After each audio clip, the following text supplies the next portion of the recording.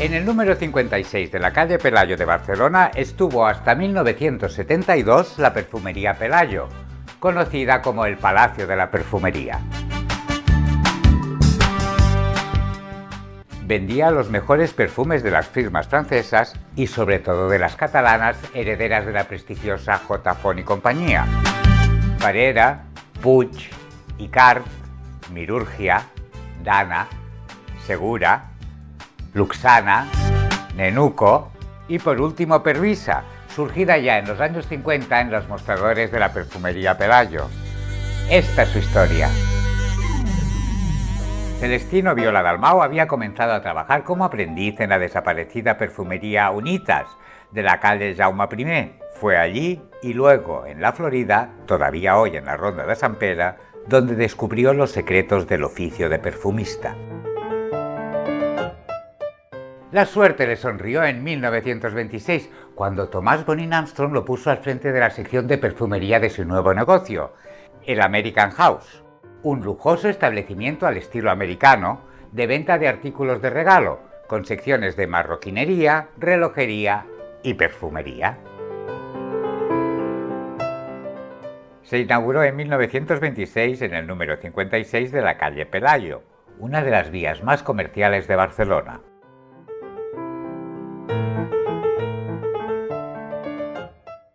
Aquí se vio la primera cabina automática de fotografías instantáneas. Mucho antes de los fotomatones que todos recordamos en la Avenida de la Luz, las primeras galerías comerciales subterráneas de Europa. La sección de perfumería tuvo tanto éxito que en 1931 se remodeló el local en estilo modernista para dedicarlo por completo al mundo del perfume. Se rebautizó como Perfumería Pelayo.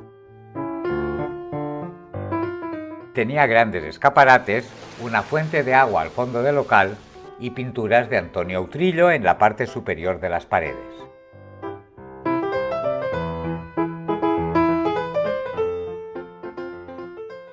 Celestino entró a formar parte como socio de Cobosa, una sociedad mercantil presidida por Thomas Bonin Armstrong que llegó a administrar locales tan emblemáticos de aquella Barcelona como la farmacia Pujol y Cullell y las pastelerías La Perla Mallorquina. La guerra civil afectó a todos, tanto a ricos como a pobres. Durante el conflicto, como todos los negocios, la Perfumería Pelayo fue colectivizada por la CNT y Celestino fue relegado a barrer el local hasta recuperarla al acabar la contienda.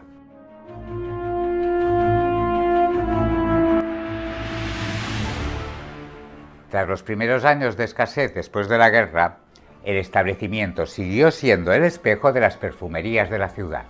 En sus estanterías de cristal se ofrecían las mejores fragancias, desde las francesas Arpège de Lambert, Pompeya, Chanel número 5, Miss Dior, Shalimar de Guerlain, a las españolas Maja, Embrujo de Sevilla, Joya y Maderas de Oriente de la Casa Mirurgia o Tabú y Emir de la Casa Dana. Sus dependientas, amables señoritas formadas en el oficio, despachaban informando con detalle de las cualidades de las cremas, aromas, jabones, colonias, esencias para el cuidado del cutis y también de los secretos del buen maquillaje. A partir de 1942 se fueron incorporando al negocio de Celestino su hermano Joan y sus hijos Mehdi, Jordi, Anitín y María Rosa Viola.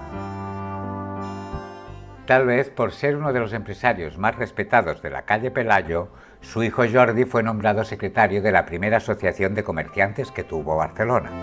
Ya existía la asociación de la calle Petritxol, pero esta no llegó a ser legalizada. La asociación fue la responsable de la primera iluminación callejera navideña que vio Barcelona.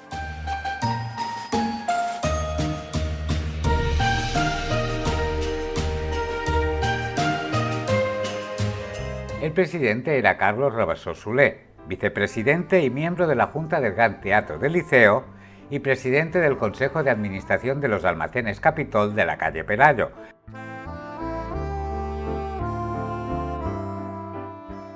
que antes de la Segunda Guerra Mundial se habían llamado almacenes alemanes.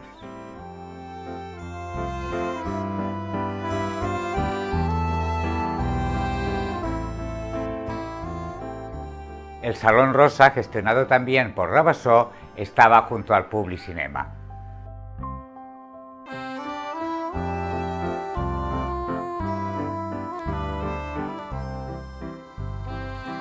Tenía un saloncito de té y en el sótano estaba el restaurante La Bodega Mallorquina, donde la comunidad israelita solía celebrar la fiesta del Purim. Era el local de referencia para celebrar puestas de largo, bodas, banquetes y comuniones de alto copete.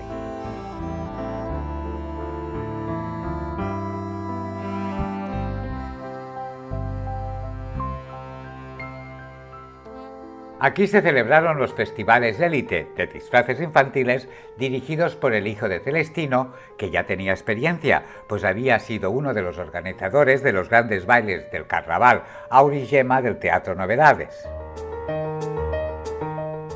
El presentador de esos festivales era Juan Marchante y estaban amenizados por la orquesta del maestro Nicolau.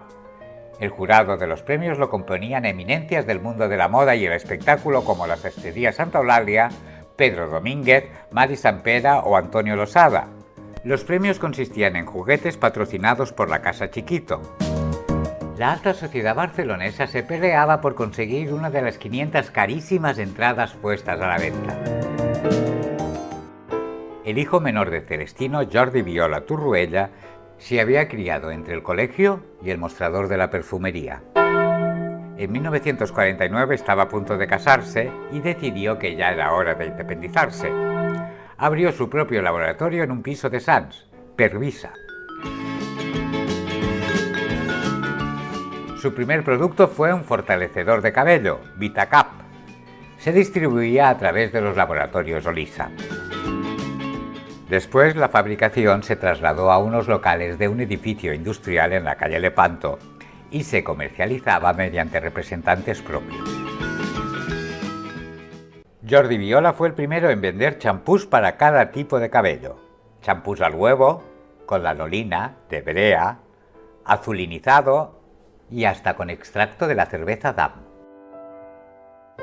También fue el primero en fabricar un dentífrico y líquido comercializado con el nombre de Microden.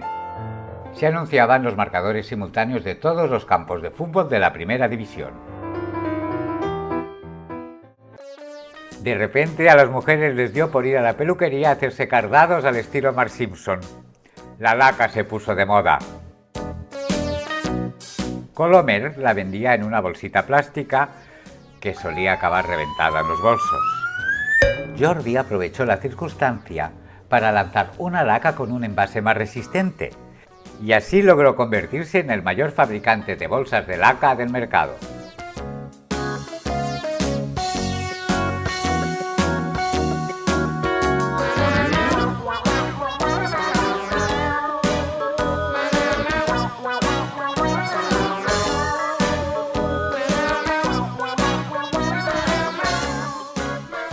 Cuando el baby boom estaba a punto de estallar, Jordi lanzó su producto bomba, la línea infantil Chupetín.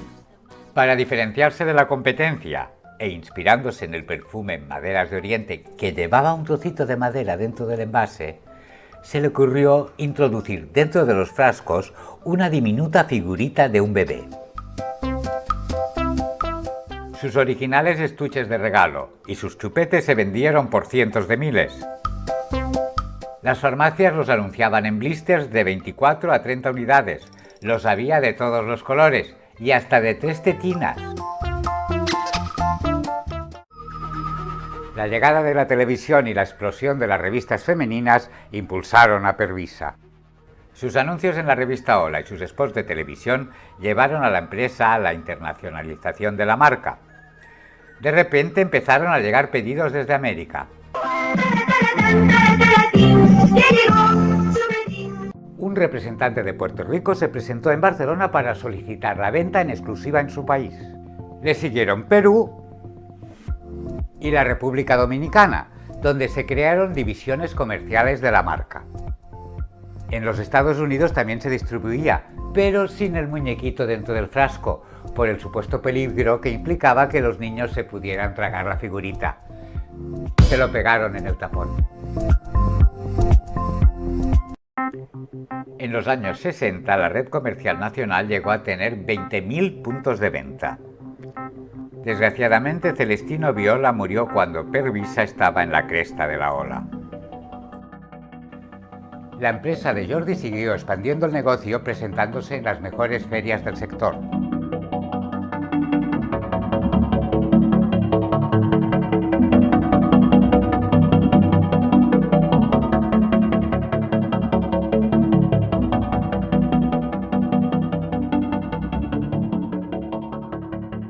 Pervisa no daba al abasto.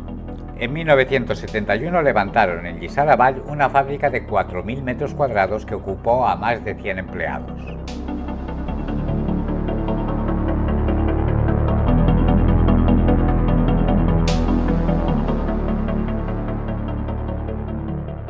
La perfumería Pelayo seguía siendo modelo y referencia. Muchos clientes fijos eran actrices y vedettes del paralelo que venían a comprar maquillaje de teatro, una especialidad de la perfumería Pelayo. En 1972 se instaló en la Plaza Cataluña el Corte Inglés, el gigante de los grandes almacenes. Fue un duro golpe para Can Jorba y gran parte del comercio minorista de la zona tuvo que cerrar, incluida la perfumería Pelayo, el Palacio del Perfume. Pero su legado, Pervisa, siguió con su producción ampliando productos, modernizando su imagen y ocupándose de una nueva línea infantil para la marca francesa Prenatal durante toda la década de los 70. En 1980 Jordi Viola Torroella decidió retirarse.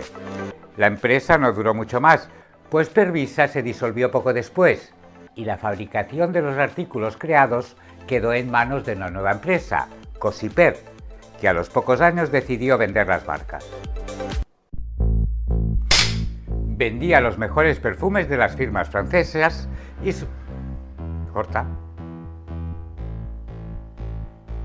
La sección de perfumería tuvo tanto éxito que en 1931 se remodeló. La sección de perfumería tuvo tanto éxito que en 1931 se remodeló. La guerra civil afectó a todos.